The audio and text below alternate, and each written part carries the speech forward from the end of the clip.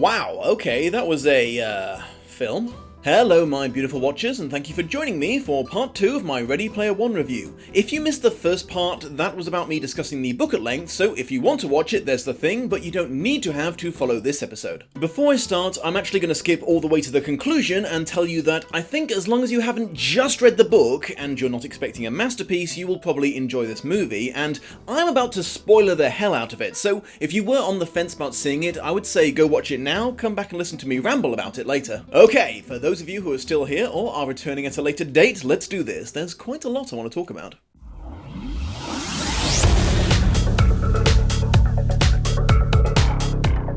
Holy crap, from an adaptation perspective, this started out really strong. For like the first 10 minutes or so, but then, kind of amazingly, as soon as the title card showed up on screen, the writers just picked up the book and threw it out of the nearest window. Quick word of warning, while this isn't an official episode of Lost in Adaptation, so I won't talk about how well it tied into the book all the way through, that is still kind of my personal obsession, so it's going to be playing a big part in this review. This also won't stop me from potentially doing a full Lost in Adaptation on this film one day, when it wouldn't be channel suicide to use footage from it, because, as we all know, YouTube has a long way to go in regards to respecting fair use. Okay, sorry, on with the review. The tech's been updated to reflect the last 7 years since the book came out. That was a wise move. Drones, for example, are all over the place in this, performing everything from pizza delivery to explosive assassinations. I really liked Spielberg's take on the stacks. That was some really good visuals there. In fact, all the visuals in this were absolutely stunning. This is an exceptionally beautiful movie, albeit in a very fake CGI way. That didn't bother me though. As a long-time gamer, I've come to appreciate artificial beauty in its own way. I mean, I've been known to get emotional looking at Minecraft landscapes. Speaking of which, Minecraft World is apparently a thing in the Oasis, which amused me no end, though of course that does mean that Notch, the most garbage of all garbage humans, is getting royalties from this movie, which takes a bit of the fun out of it. The fossil fuel crisis that ruined the world in the books appears to have been replaced with things called the corn syrup droughts and the bandwidth riots, which... I mean, that sounds just silly enough to take a bit of the darkness out of it, even though Wade mentions that they got both his parents killed. I mean, I'm really not sure if that was intentional or not. I didn't realise the voiceover from the trailer was going to be in the film itself. I mean, I guess I shouldn't be surprised considering there was so much plot exposition at the start of the book. However, I really don't think the film needed it. I mean, I thought Spielberg was doing an excellent job of introducing the Oasis and the effect it was having on the real world in just the visuals. Though that might just be prior book knowledge talking, and the film did become confusing as fuck later on, so maybe I shouldn't be complaining about them making it super crystal clear at the start. I'm really glad they remembered that it's not the entire Oasis that's 80s centric, just the parts tied into Halliday's egg hunt, so you do see shit from newer video games and movies too. I thought at first that there being an avatar locator as standard in the Oasis was going to be a big problem, but then they strayed so far away from the original story, it didn't really matter. I was both right and wrong in my prediction about them playing up the gamer side of the Oasis, as Parzival takes part in way more crazy shit now, but it turns out that's because all the key quests are a lot more action-orientated in the film. Wow, so Sorrento really got the shaft in this, huh? I mean, he got a promotion, that's nice. He's not just the head of the egg hunting division of IOI, he's the CEO of the whole company, but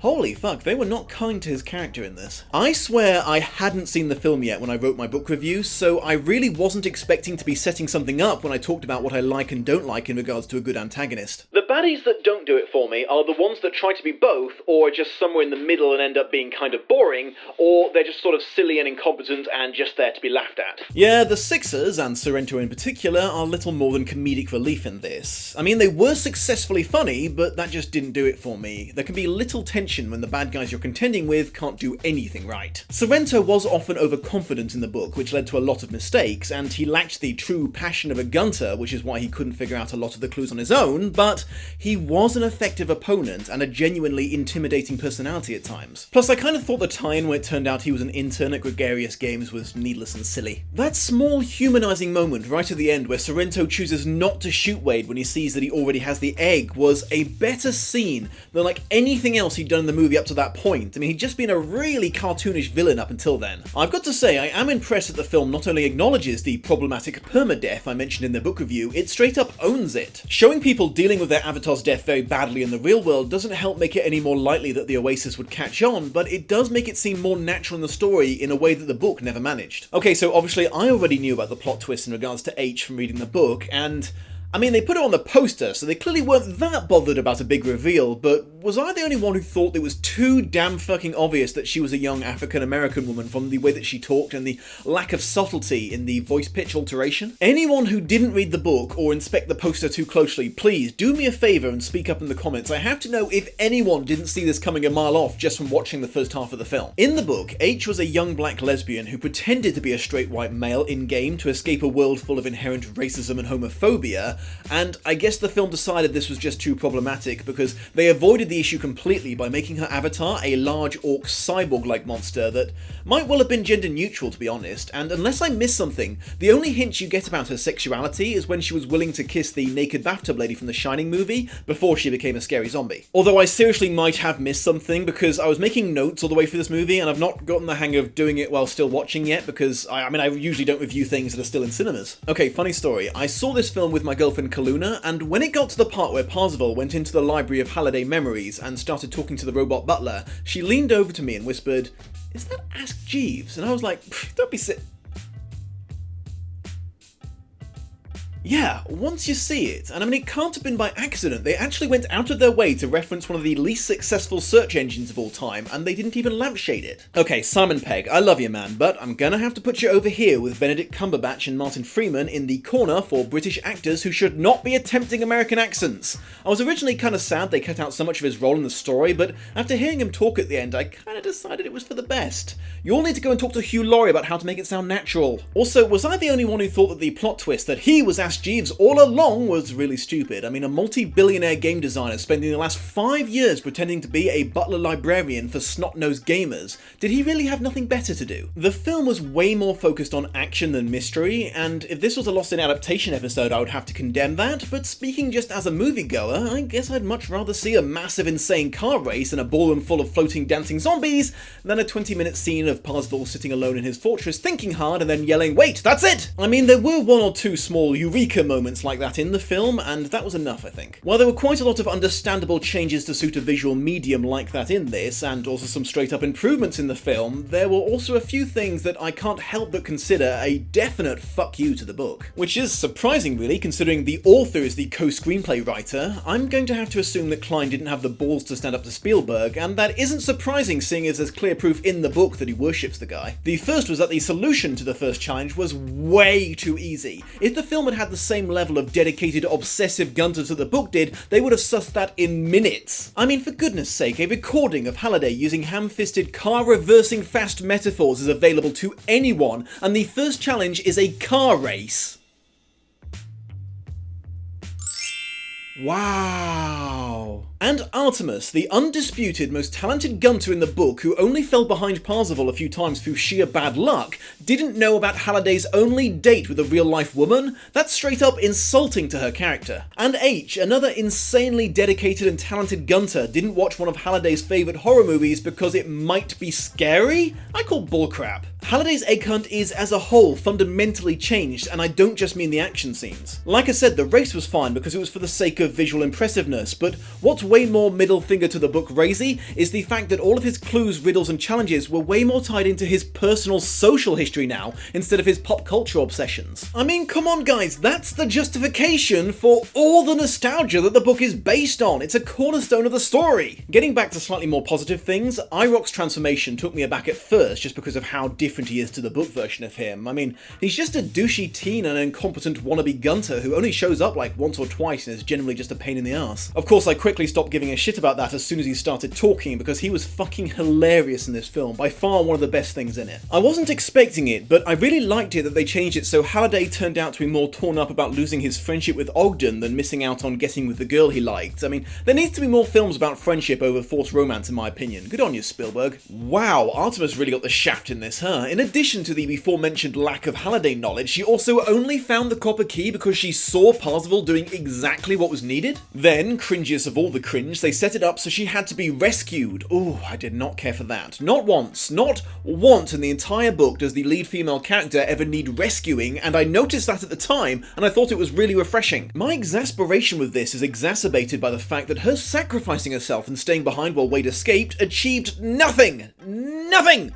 There wasn't limited space in that escape tunnel. They both could have scooted right on through scot-free. It was bullshit. Bullshit, I say! I recognise that a part of it was just an excuse for her to be on the inside of IOI when the final shit went down as a replacement for Wade infiltrating them like he did in the book, but, I mean, that wasn't planned by her. It was just plot convenience as fuck. She's also way more sexual in this. I mean, she was sexualized in the book, but that was all just going on in Wade's perverted head. I mean, I don't know if she was just trying to seduce information out of Wade or something when she was running her hands up and down his crotch on the dance floor scene, but I was like, oh no, I'm watching teenagers grope each other. This is officially uncomfortable. She also says that she has faith that Wade is going to win the contest. I mean, so much for her unwavering determination and self-confidence in the book. I guess the film version of her is just fine being a sidekick. Artemis is also some sort of real-world freedom fighter now, apparently, fighting against, I assume, IOI. That wasn't so much a bad thing, just a little confusing. I mean, is IOI meant to be like a company so powerful they're basically the government now, like in RoboCop? Because they seem to be allowed to physically abuse their indentured employees, and that would still have been illegal in the book. All the pseudo-slaves are given a camera earring that they have to wear at all times so the company can see what they're doing, but also so a human rights group can monitor them to make sure they're not being abused. Because of this apparent increase in power for IOI, the police showing up at the end was another thing that confused the hell out of Kaluna and me. It was like,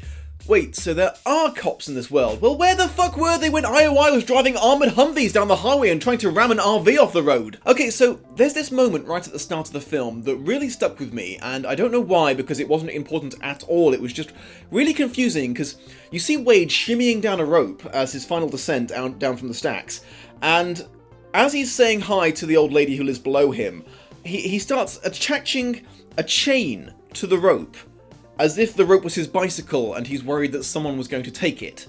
And then he walks away, leaving this rope chained to a fence. Why would you chain up a rope? Right, so the whole Shining tangent. I mean, it's been days now, and I'm still not sure how I felt about that part of the film. I don't know if this is common knowledge or not, but Spielberg has this whole thing with Stanley Kubrick, a history, if you will, so that whole sequence had a serious passion project feel to it. I mean, it was bloody impressive the way they recreated everything. They even managed to get exactly the right amount of film grain on the background. And I'll tell you one thing though, the audience I was with in the cinema was into it! They were cheering and whooping the whole way through like it was fucking Christmas for those guys. I mean, I guess they must have felt as strongly about Kubrick as Spielberg did. Two things that I noticed kind of annoyed me with the scene where they trick Sorrento into thinking he's in the real world when he actually wasn't. One, as there was no evidence that the Sixers had any info on him, why the fuck did Daito use his real image, thus endangering himself when there was no reason to, aside from to trick the audience? And two, why the hell would they hold off on explaining the plan to show until well after it was underway? That seems completely unnecessary, and again, obviously just there for the audience's sake. Apparently, everyone has an eidetic memory in this. Wade can remember a login and password that he saw once written upside down for a second, and Artemis can instantly memorize a 3-paragraph magic spell that's in fucking Latin! Wow, Daito and Shoto really got the shaft in this, huh? I mean, I wanted to say that they got more character development than in the book, because they were involved in the action in person a lot more, but if you really think about it, what the fuck did we actually learn about these two in the film? Apparently, Daito's thing is that he's actually good at martial arts in real life as well as in the Oasis, and Shoto, I don't know if that was a change or if me and Will Wheaton were just pronouncing it wrong this whole time. Anyway, he's 11. That's all the character development he gets. He's 11. They don't get much in the book as they're too busy being Japanese cultural stereotypes, but you do get to find out some interesting stuff about them, like how they weren't really brothers in real life, in fact they'd never met, but they'd formed a genuine bond over the Oasis, and how they'd met in an online support group for otaku who'd given up on real life. Daito is spared being murdered at the hands of corporate goons in this version of the story though, which is nice for him. I really couldn't figure out if the young IOI employee, you know, the holiday specialist woman that figured out a few things, if she was supposed to be a significant character, or if she was supposed to just be there to sprout plot exposition. It was probably the latter, to be honest. The actress's performance was kind of amazing though. At one point you can tell the direction she was given was, look like you're thinking hard, and she literally goes like this. Also, why the fuck did all the support staff cheer when Parzival won? I mean, I get secretly rooting for the underdog, but they all just lost their jobs in a society where unemployment can mean starving to death. I got a tad confused when all the Sixers started changing places when their avatars were killed and calling it respawning. I mean, they clearly established the one death game over thing, so Were they respawning with level 1 avatars? Those would be next to useless in the fight.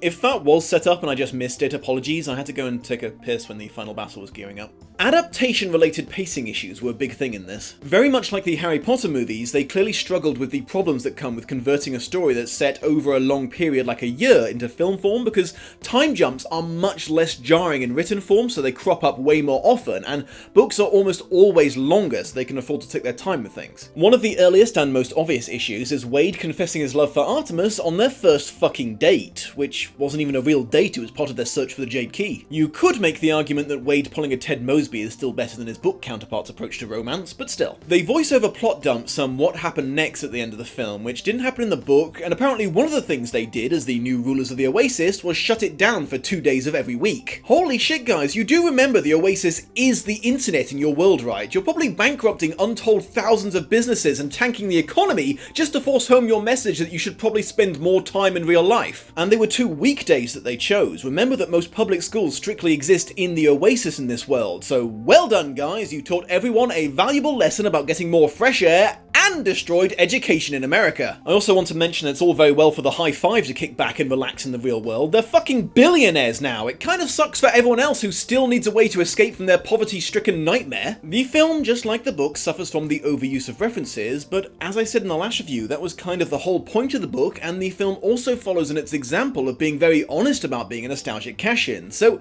if you went to go and see it, once again, I don't know what you were expecting. The book's main flaws are probably its lack of self-awareness and its problematic main character, and the film does correct a lot of these issues. However, its main failing is probably that it's just kind of dull in places. Neither Parzival nor Artemis are anything approximating interesting enough to carry character-driven moments, so the film's attempts to add them, both in the Oasis and in real life, lead to a couple of snooze-fest scenes you're left desperately hoping will end soon. Okay, this is probably going on for a bit long for the Dom reviews, so let's switch to a quick-fire observation round to finish it all off. Some book stuff is referenced just in passing in the film, like Ludus, the school planet, which is better than nothing, I guess. I loved Anorak's robes. The way that the pixels were fraying around the edges was so fucking cool. Did anyone else find themselves narrowing their eyes when they found out that Halliday liked to play as Oddjob in N64's GoldenEye? Cheating motherfucker. Halliday kind of reminded me of Garth from Wayne's World, although that was something that didn't occur to me until later when I saw a picture of him. I couldn't stop thinking that the IOI henchwoman was kind of ripping off the entire look of the replicant henchwoman from Blade Runner 2049. I mean, her hairstyle, her clothing, frickin' everything. It was driving me mad. Parzival's boombox made it into the film, but it was used to inspire the Gunter army instead of creepy stalking this time. Huzzah! Monty Python's entire influence in the film is reduced down to just the holy hand grenade, which is fair enough. It would have gotten really old really fast if they tried to do the whole thing. The final battle for Castle Anorak was pretty fucking awesome. I mean, the subversion of his core message aside, seeing the Iron Giant in action was awesome, the Gundam vs Mechagodzilla was definitely awesome, and seeing all the video game characters they could get the copyright for all fighting together was pretty fucking awesome. Did I see it wrong, or did Daito show up on the Serenity just before he transformed into the Gundam at the end? I mean, I really wasn't expecting them to keep the Firefly stuff. I thought Parzival shooting Artemis in the face in order to save her was a clever twist and a surprisingly dramatic moment. I personally could have done without the real-world action scene right after the Oasis action scene, but whatever. So, in conclusion, some really long boring stretches in the middle, some bad choices adaptation-wise, and it was a bit confusing here and there, but the occasional really funny moments, the really well executed end battle, some impressive performances, and Steven Spielberg's amazing visuals and stunning directing saved it for me in the end. Not a perfect movie, but worth the price of admission.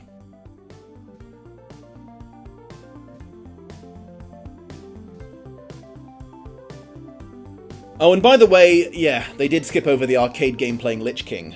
Boo. Hello again, my beautiful watchers. Thanks for sticking it out all the way to the end, and if you liked it, don't be afraid to make friends with that like button. It really helps with the almighty YouTube algorithms we're all forced to worship at the feet of. Speaking of YouTube, apparently they're changing the rules slightly, again, so you might not be informed when I upload a video if you don't click on that bell thingy next to the subscribe button. I swear sometimes they're trying to make things as complicated as possible, but oh well. Also, obligatory Patreon plug, there's a bunch of rewards you can claim for signing up if you want to. It really helps with keeping the show going. Anyways, on a lighter note, I'm bringing back that thing I briefly did where I recommend other YouTubers at the end of my videos. First up is... Okay, for my brothers and sisters back in the UK, he didn't know this was an offensive word to us, and now he's kind of stuck with the name. I can kind of relate to choosing an online handle without thinking it all the way through. Spazmaster is many things. A vlogger, a let's player, he does reviews of Nintendo products, but his primary calling is theme park related stuff. The history of the rides, any sort of controversies involved, what level of fun you can expect to have on them, that sort of thing. If you enjoy places like Disneyland and Universal Studios, or have never been and are curious to know what's there, his delivery is good, his jokes are funny, and his information is insightful. If you want to check him out, there's the thing, and or there will be a link in the YouTube description. Thanks for joining me, my beautiful watchers, and I will see you soon. Neither Parzival nor Artemis are anything approximating interesting enough to carry a character-driven pretty fucking awesome. I mean, subversion of his cool message aside, seeing the Iron Giant in action was pretty awesome. The Gundam versus... I'll tell you one thing... I'll tell you...